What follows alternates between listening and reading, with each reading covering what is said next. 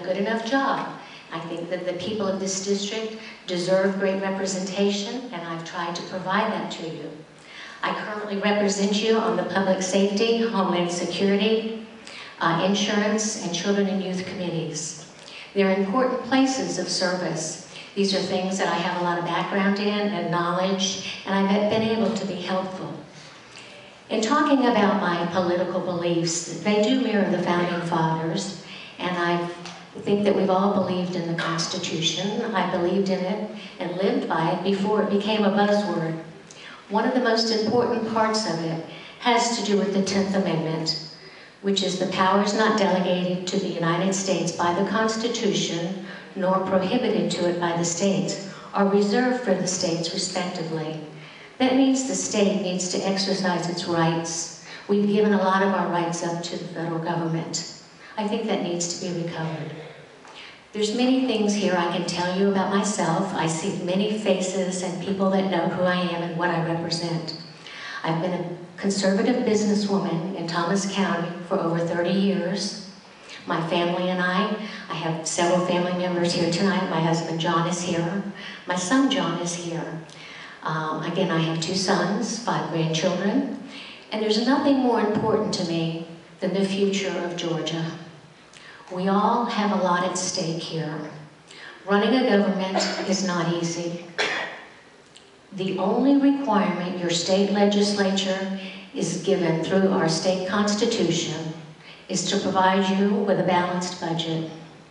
In these tough economic times, it has been extremely difficult. Decisions have had to be made. Where are we going to get the resources to fund every agency in every part of the state? It's not been easy. When you look at the statistics, the Georgia population in the last 10 years has grown by 11%. Our inmate population has grown by 15%. That's an expense that the state has to fund. When you look at our number of employees that are unemployed, they've lost their job. In 10 years, the number of unemployed is up by 53%. Another byproduct of that is the number of people that are on Medicaid and peach care, 44%. We had a very taxing and difficult decision to make when it was time to fund the necessities of life for people in the state of Georgia. It was not an easy task. We addressed many things. One of the things I talked about 2 years ago when I stood before you was a zero-based budgeting. I think the agencies within our state needed to be responsible for how they spend the money. This is your money they're spending. We've started a new process, and it was passed through Senate Bill 33, and it is the Zero-Based Budget Act. I'm very proud of that.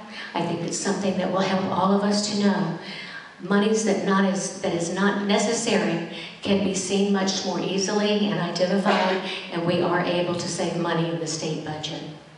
There was another bill that was especially important to rural Georgia, and that was the Mental Theft Act.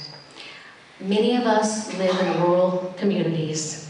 Nothing is worse than coming home for either a farmer or some of our churches to find out somebody has come in and stolen and ruined air conditioning and other systems just to steal the metal out of it. It doesn't sound like much unless you're that farmer or you're part of that small community church. We addressed many, many important things. That was one of them. I think one of the most outstanding things we did was to help those in human trafficking.